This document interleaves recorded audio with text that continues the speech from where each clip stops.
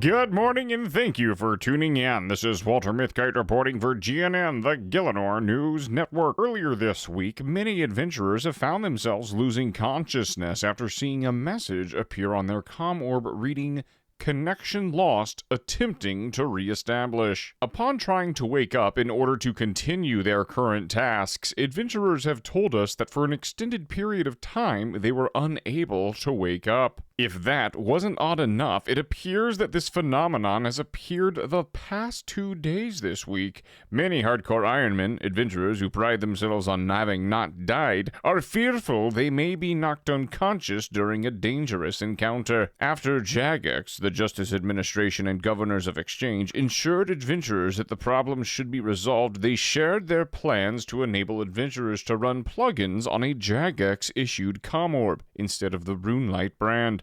In order to develop plugins for this Jagex-issued comm orb, they are in the process of creating a governing body known as the Plugins Guild. Given that this guild will inevitably increase the productivity of adventurers, including the more mobile adventurers who are currently unable to use Runelite, many are referring to this guild as the Department of Gielinor Efficiency, or Doge for short.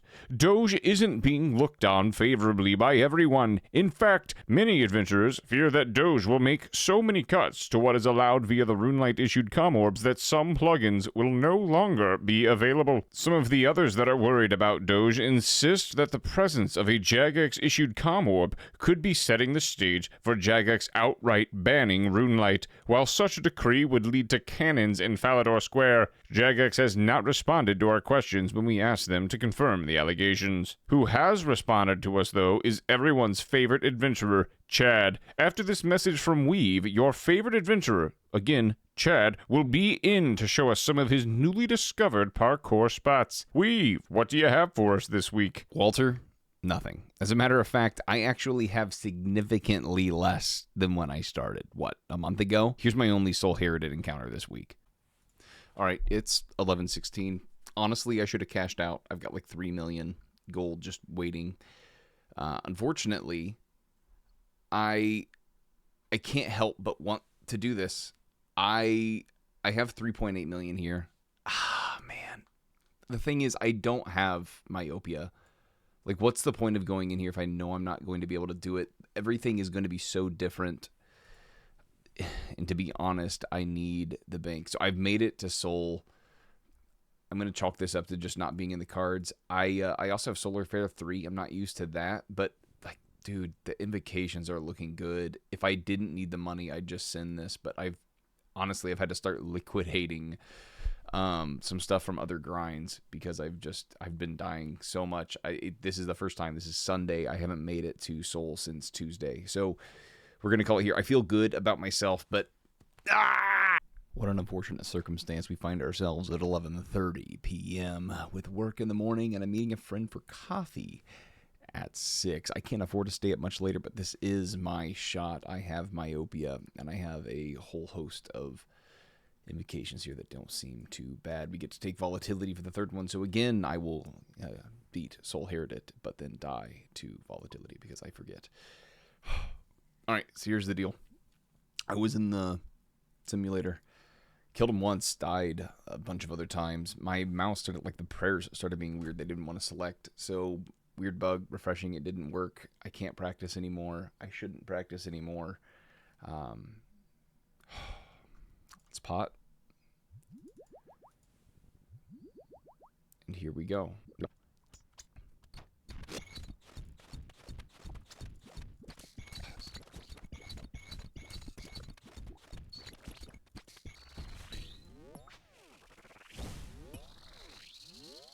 We're dead. We were cornered anyways. Oh, that's super frustrating. My best run yet, and I can't kill the boss. I'm bad at this game. I don't know what else to say. Genuinely don't know if this is in the cards for me. This is now a month. This is the only content I've been doing. Entering burnout territory. I think all I can do now at this point is, because I'm also just bleeding money, my bank is down legit 100 mil. If I put everything in here, We started close to 1.4, maybe like 1 point high threes. Whatever the case is, I've lost almost 100 mil just in death fees. I even tried doing this cheese build that Reynolds shared, and this wasn't doing it for me either. I am demotivated beyond belief. As you can see, I am not exactly improving. My spirit has recovered a bit since that fight, and while I think I can still do it, I am just not a fan of coliseum.com for the Colosseum as much as I was for the Inferno. The queues are different enough between the real fight and the simulator that I just don't find it as useful at this point. Running the simulator was also much easier to justify when I had to spend hours in the Inferno waves, as opposed to the Colosseum where I can get to the harder waves more quickly. Honestly, I can still improve a lot on the waves, as the double south spawns still have a nearly 100% rate of killing me, which explains why I'm down several tens of millions of gold. And just before we went live for GNN today, we had a little bit of time before the broadcast had to start, and I've been told that we have enough time in this broadcast to throw it in. So here, enjoy my latest attempt. All right, hold up. No. Look, here's the deal. I want to show you guys what you're dealing with. When I say that I'm bad at this video game, okay, this is what I mean. We're doing this live. Live commentary. I'm going in the Fortis Colosseum, baby. Yeah, no. I didn't know what to do. Didn't know what to do. And then I pay my 340 coins, and I don't have 340,000 coins. All right. We're broke. Well, and now you guys see where I'm at. I guess I'll sell some of this gear that I bought for the Reynolds video. Yikes. So I'm not good at the Coliseum. Big whoop. Once I get the quiver, I look forward to never having to go back. Until then, at least I have you guys. Thank you to all of you that like and subscribe to our broadcast. It's because of viewers like you that we continue to bring the news each week. In any case, I'm excited to hear about these new parkour spots that Chad has found. Chad, if you're ready, take it away. Oh, Weave, thanks, brother. Keep up the hard work at the Coliseum, man. You got this. Yeah. Guys, you aren't going to believe the stuff that I've been able to find. So, check this out, bro. First up, the zip line. Once your dig site pendant takes you to Fossil Island, there's this sick zip line to take you down to the island bank chest. I love zip lines, man. One summer, I was on one of those reality com-orb shows that all those babes watch, and I just rode the zip line the whole time. It was awesome. Anyways, if you have 74 agility, you can ride this one all the way down. It was super fun. I also found this cool little shortcut for when I'm doing my master clue at Castle Dracon. If I go up the rope shortcut that I made with the long rope from the Darkmire General Store over there by the, what's it called? The hollowed seppi? Yeah, hollowed seppi, dude. Nice. I can run around all the way to the castle. Then, all you gotta do is a little parkour to get that stash unit. Pretty handy if I say so myself. And all you need is 69 agility.